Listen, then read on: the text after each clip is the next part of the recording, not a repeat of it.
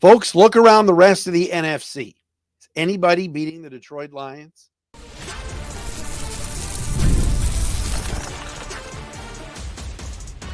You are Locked On Lions, your daily Detroit Lions podcast. Part of the Locked On Podcast Network, your team every day.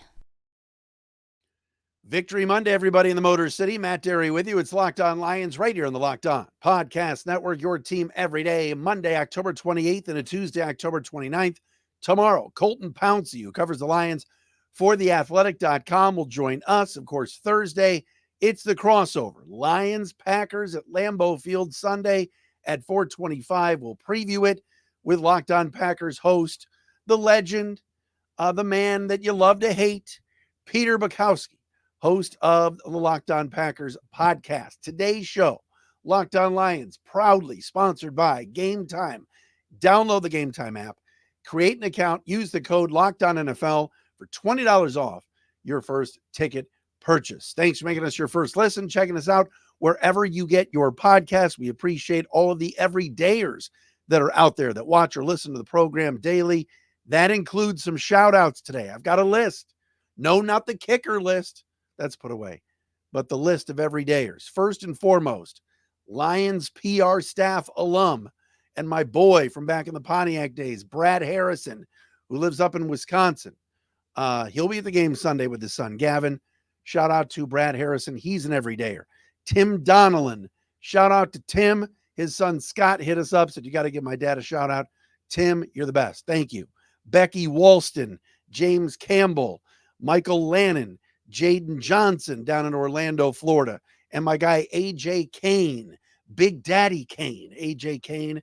Thank you, everybody that watches and listens daily right here on Locked On Lions. On the show today, we got the PFF grades. We'll tell you the top 5 and bottom 5 Lion performers from yesterday's blowout win over the Tennessee Titans, 52-14. We'll go over that. We got to get into the Chicago Bears. The Bears. Oh, is there a bigger clown car in pro sports than the Bears? When the Bears go Bears, it's just the best. It's the best. Everyone's like, oh, Chicago, Caleb, they're going to be on fire this year. They could win the division. It's like, it's the Bears. The Bears. Yesterday was just pure, unadulterated Bears. That was awesome. I texted my buddy Zach Zaidman, and poor Zach, okay? He lives in Chicago. He worked for the Bears as their sideline reporter for years. Now is on the Cubs broadcast.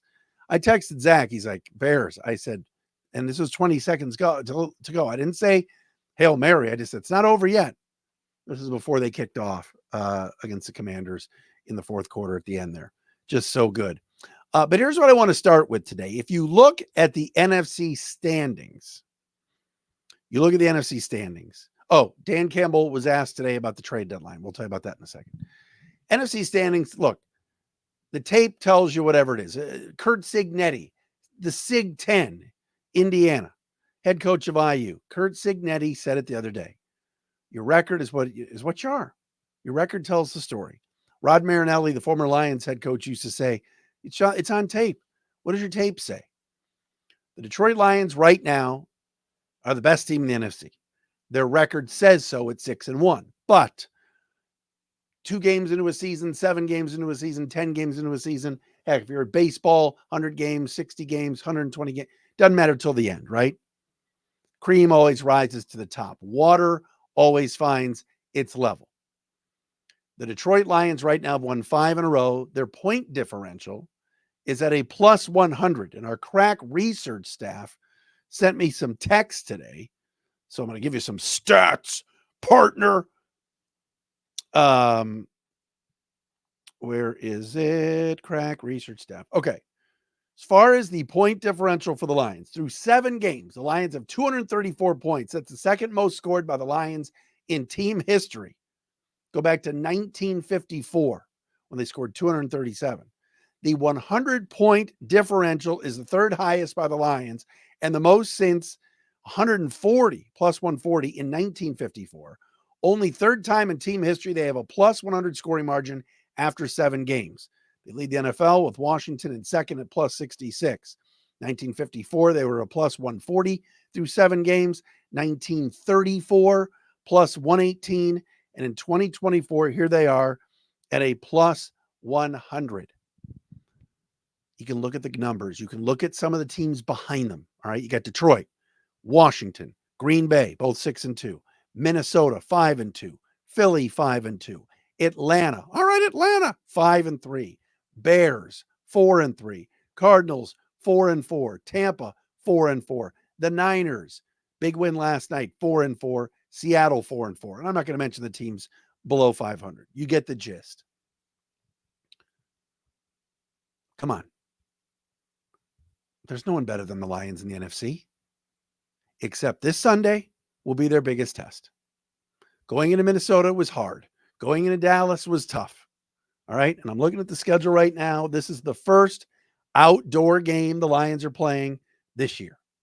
And it'll be the first outdoor. And then they don't play outdoors until December 22nd in Chicago and December 30th at San Francisco. This is going to be a huge game Sunday. Huge. Green Bay is good. They're very good. They are well coached. Doesn't matter which quarterback is out there. And Jordan Love, they're not sure. They'll know by the end of the week if he's ready to go or not this week with a groin injury. But Malik the Freak is having himself a season as the backup for the Packers. Matt LaFleur has somehow unlocked something with Malik Willis, and he's balling. This is the battle of the two best teams in the NFC. But right here, right now, 6-1, unbeaten on the road, 5-1 in the league and conference, plus 100 point differential. Defense stepping up. The Lions are the best team in the NFC. I don't want to hear about the Commanders despite yesterday's theatrics. I don't want to hear about the Packers until Sunday. Green Bay's good. Lions are better. And yes, I'm well aware that the Lions now have spent the last 2 weeks not playing with Aiden Hutchinson. I know that's a huge loss. There are many, including Ross Tucker from CBS, right here on this podcast that said, I don't think they can do it. I don't think they can get to the Super Bowl without number 97. I'm here to tell you they can. They are the best team in this conference. Are they the best team in the NFC and the whole NFL? No. Kansas City is still tops. They're still cream of the crop. They're still the best. In order to be the best, you got to beat the best. Ric Flair. Chiefs are 7-0. I still think Baltimore is very, very good. And I think if the Lions played the Ravens, 100 times, they'd probably go 40-60 or 50-50, be pretty close. Baltimore seems to have their number, and they're a good team. Houston is 6-2, but a plus 9 point differential. Buffalo is 6-2. They've played nobody. Although yesterday that was pretty impressive. They went into Seattle and power bombed the Seahawks. But in the NFC, the team to beat is right here in this town. Jared Goff is playing at a high level. Yesterday, threw for 85 yards. They still put up a 50-burger and poleaxed the lowly Titans. And you could make the argument, who have the Lions beaten? Who have the Lions played? How tough has their schedule been? Tampa Bay has come down to earth. The Rams are below 500. Dallas stinks. Stinks. But you still have to play the games. Arizona's in first place in the NFC West. Lions went out to Arizona and won. But this is the biggest test this week. But I still say, based on everything the Lions have, the improvements in the secondary, how well they are coached on special teams. Dave Phipp, I told you to get a game ball yesterday from Dan Campbell. Watch that video on DetroitLions.com. Love Dave Phipp getting the game ball and waxing poetic in the locker room. It's not a lot of times you can say something like this. They're the best team in this conference. Going into the season, it was San Francisco still toast to the town, still toast to the league. Someone's got to knock off the Niners first. Did you watch the Niners last night? They got talent. They're still pretty good. Brock Purdy is very shaky. They're not as good without Christian McCaffrey. Their defense, end of that game, guys smashing into each other, defensive backs running into each other, and they nearly blew a 17-point lead to a pretty mediocre Dallas team. Something wrong with San Francisco. They're good. I still think they'll get into the playoffs.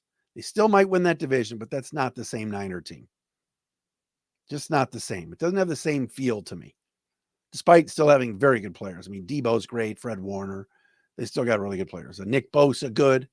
All of that. No, I'm not going to comment I'm not going to go there. I made you a promise. I'm sticking to football. The Lions at 6-1, half game lead over the Commanders and the Packers, who are 6-2. Best team in the NFC resides right here, which is pretty damn cool. So I sound like Steve Ballmer. It's pretty cool. Pretty damn cool. Owner of the Clippers. I love that guy. All right, coming up next, PFF grades. What did Pro Football Focus think of the Lions on offense and defense? We will get to that on a Monday edition of Locked On Lions. Thanks for being here, making us your first listen. Matt Derry with you. Subscribe and watch us on YouTube as well. And our Monday show today brought to you by LinkedIn Jobs. When you're hiring for your small business, you want to find a quality professional that's right for the role.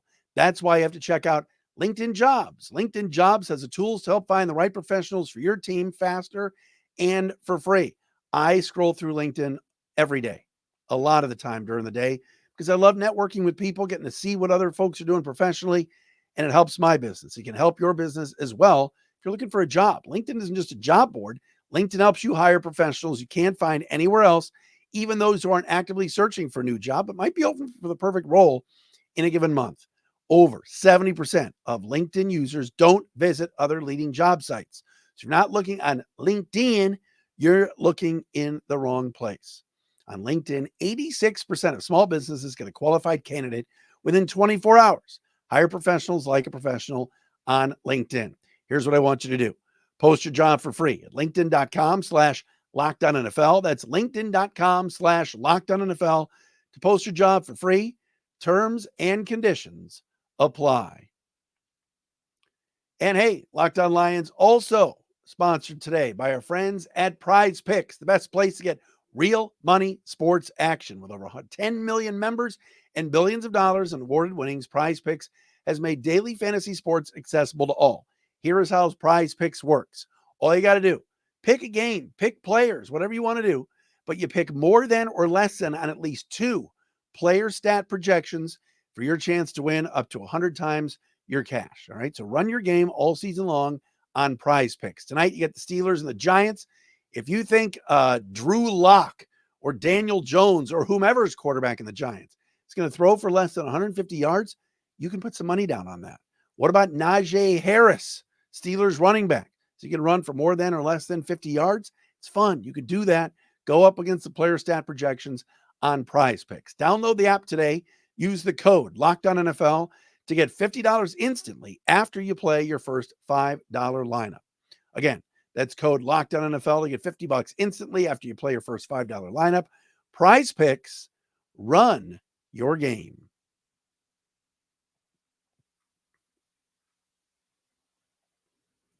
Back on Locked On Lions. Lions fresh off a 52-14 win yesterday over the pathetic Tennessee Titans. Detroit 6-1. First time since the 1950s. Best start since 1956. That's pretty awesome. My dad in 1956 was 14 years old. Pretty remarkable. So Lions looking good. How about Jameis Winston yesterday? You see some of those interviews he did? That dude is pure entertainment and a complete clown. But good for the Browns to get that win yesterday over the Ravens. We're going to get to that Bears loss in a minute. Oh, my God. That was absolutely phenomenal. Those poor Bears fans, man. All right, Pro Football Focus. We love PFF. Each and every week would tell you the top 5 and bottom 5 Lion performers from their game the day before. First off, Lions on defense. Their top 5 best performers in their win over the Titans. Number 1, none other than Levi Onwuzurike. That's right, the big fella had a score of 86.1. Very good performance from Levi. He continues. He's a free agent, folks, this offseason, and I don't know if the Lions can afford him. He's been awesome. Kirby Joseph, good for him, too. Kirby Joseph, 82.0, comes in second. Batting third, Aleem McNeil, 80.6, continues to have a monster year. Jack Campbell, I told you yesterday, I love the way he played with the 11 tackles, 78.4. Jack Campbell comes in fourth. And the fifth best performer on the Lions defense yesterday, Kindle Vildor, backup cornerback, 78.3. Those are your top 5 Lion performers on defense. Bottom 5. Ennis Rakestraw, just a 26.4. Alex Anzalone, Gaines Media poster boy, 43.3 grade.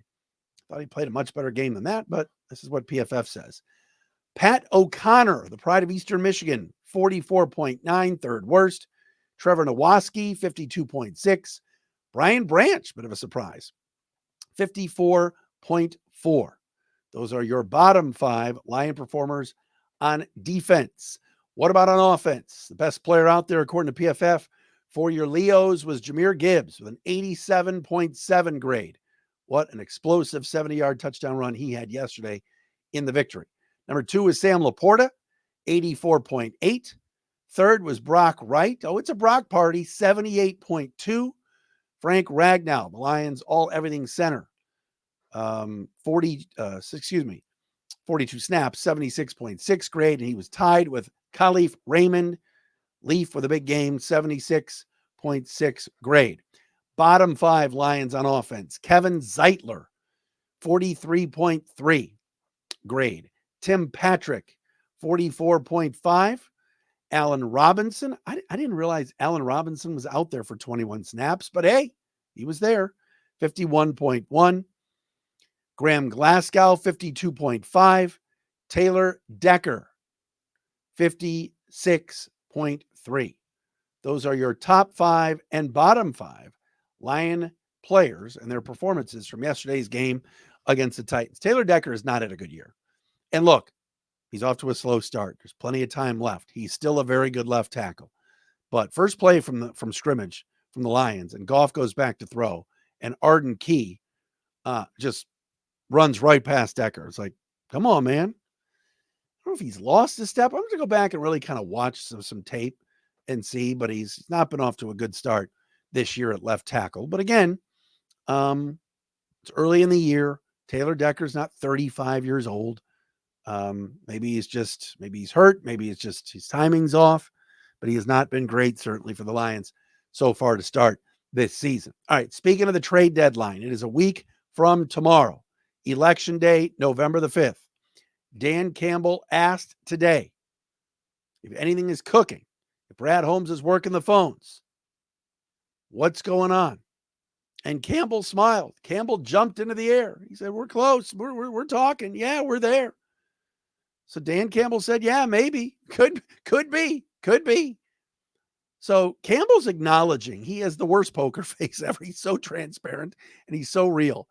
But it's obvious that the Lions and Brad Holmes are trying to get somebody in here, and they have to. Do they want to mortgage the farm? No, they don't. And that's the biggest thing. Brad Holmes loves the draft. Brad Holmes loves draft picks. Again, to get a guy like Arden Key, who we saw had 2 sacks and 3 quarterback hits yesterday for Tennessee, offer the Titans a 7th round pick and a future 6th round pickers. That's not going to be that expensive. You know, Zadarius Smith from the Browns might be a little bit more expensive. Certainly, Myles Garrett and Max Crosby are going to be very expensive. Watch for Azeez Ojulari tonight for the Giants. You know, that could be another type of fit for Detroit. But Brad Holmes and Dan Campbell are trying. You know they are. And you looked at those stats from yesterday. Let me go back to them. As far as, you know, edge rushers yesterday, obviously Onwuzurike played a lot of edge, had the best grade. Al-Qadin Muhammad off the practice squad, graded out okay to 77.5 and a 74.4 pass rush grade. So maybe he's somebody that's coming on. Isaiah Thomas had a 68 grade and a 60.9 pass rush grade. James Houston, a 64.5 grade, a 61 pass rush grade. We could sit here all day and talk about grades and next man up. This team's got to go out and make a move. You're the best team in the NFC. You're right there. Your Super Bowl window is there. I think they've got to add on. Question is whom and what's the price tag? And remember, the Lions don't have a 3rd round pick or 4th round pick because they traded it to move up to get Giovanni Manu in this year's draft. I believe it's a 4th rounder. So we'll see. And look, not all of these trades work out. Just ask Joe Douglas of the Jets. Traded for Devontae Adams, traded for Hassan Reddick, traded for Aaron Rodgers. It's been an unmitigated disaster there in the swamps of New Jersey for the now 2-6 Jets Jetses. All right, coming up next, what we saw yesterday in Washington was unbelievable. Unbelievable. The Bears, man. Aren't you glad you're a Lion fan and not a Bears fan? Oh, that was unbelievable. I have some thoughts on it. We'll do that next right here on Locked On Lions. Hey, you looking for tickets for the Lions and Jaguars in a few weeks? What about next Monday, a week from tonight? LeBron and Bronny come to town for the Lakers and the Pistons. You want tickets to that? Check out the Game Time app. Game Time's the best. They got a new feature called Game Time Picks that makes getting tickets to see your favorite teams play live even easier. And it's not just all sporting events, concerts, shows, whatever you're looking for, they have it at Game Time. Game Time Picks filters out the fluff to show you only incredible deals on great seats. You don't have to waste time searching through thousands of tickets. The best part about Game Time for me is the lowest price guarantee, or Game Time will credit you 110% of the difference. All right. I love Game Time. It's easy. Download the Game Time app, create the account, use the code LOCKEDONNFL, and you're going to get $20 off your first purchase. Terms apply. Again, create an account, redeem the code LOCKEDONNFL for $20 off. Download Game Time today. What time is it? Oh, yeah. It's game time.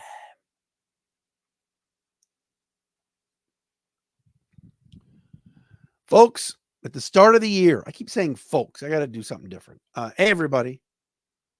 Class. Did I say class? No. Peeps. I hate peeps. At the start of the year, there were some people, and look, there's hot takes everywhere.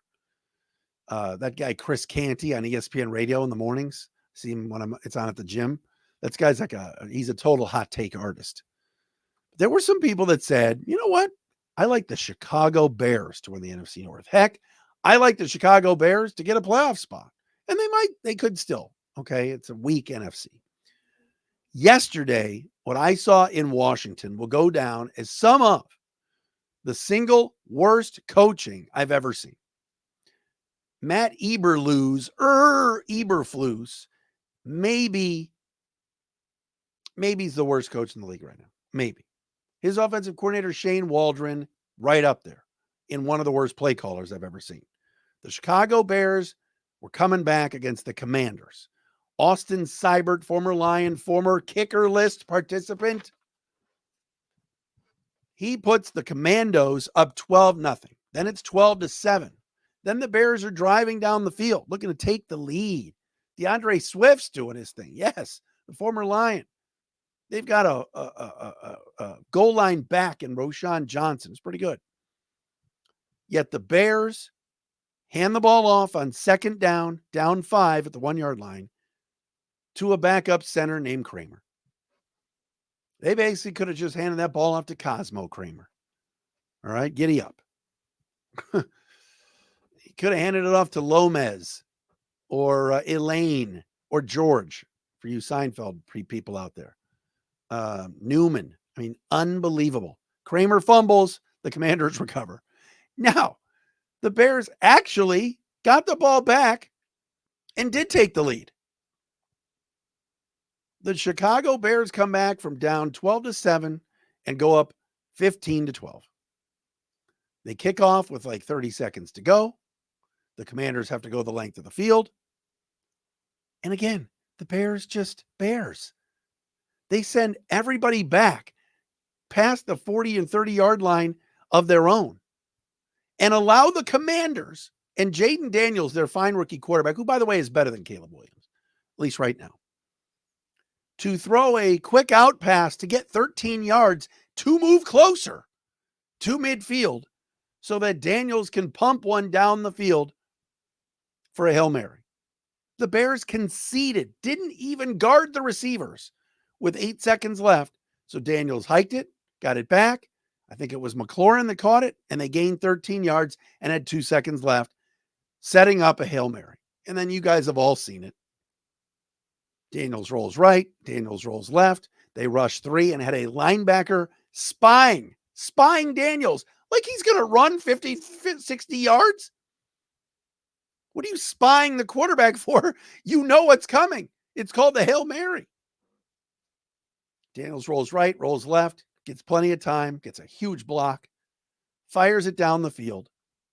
The ball is tipped by this complete buffoon, Tyreek Stevenson, who, oh, by the way, at the start of that Hail Mary was in the corner of the end zone with his back turned to the ball, taunting the fans. Turns around and goes, uh-oh, the ball's in play. That was caught on video by a fan. It's amazing. Stevenson then runs across to the end zone, goes off of one leg and tips it in the air. It tips and goes backwards to Noah Brown for the touchdown, and the Commanders win the game 18-15. It was insane. But only the Bears. The Bears are such an embarrassment. They've got talent. Their defense is good. Jalen Johnson's a stud. Montez Sweat. Oh my God, if the Lions had Montez Sweat. Their linebackers are good. Stevenson, other than the clown car move yesterday, is decent. Like, they got players on defense. Their offensive line is atrocious. Their quarterback is getting better. Got good receivers and backs, and Komet's a good tight end. But that was just so Bears. Oh my God. One of the worst losses ever. And after the game, Eberflus is like, yeah, we're going to have to practice that and do that a little bit better next time. Oh, you think? You're handing it to the backup center playing fullback. What are you doing? Oh, we've had that package in. We practiced that. Good job, Matt. Amazing. That was amazing yesterday. And good for Jaden Daniels, man. Playing with like basically broken ribs. Remember when that stuff used to happen to the Lions? Aaron Rodgers hits Richard Rodgers. I was at that game. That stuff doesn't happen anymore because the Lions know what they're doing. The Lions know to make sure that somebody is standing in the back of the end zone. And even if the ball's in the air, there is somebody in the back making sure that nobody gets behind you. Because if the ball is somehow tipped and goes backwards, there's at least one man back to not allow a Noah Brown to be back there. Lions and Aaron Glenn would have known that. Man, that was unbelievable. All right, tomorrow, Colton Pouncey from The Athletic is going to join us. Covers the Lions. Thursday, Peter Bukowski from Locked On Packers. What a week this is going to be at Lambeau, 425. It's going to be a great, great football game. We are back again tomorrow with another edition of Locked On Lions.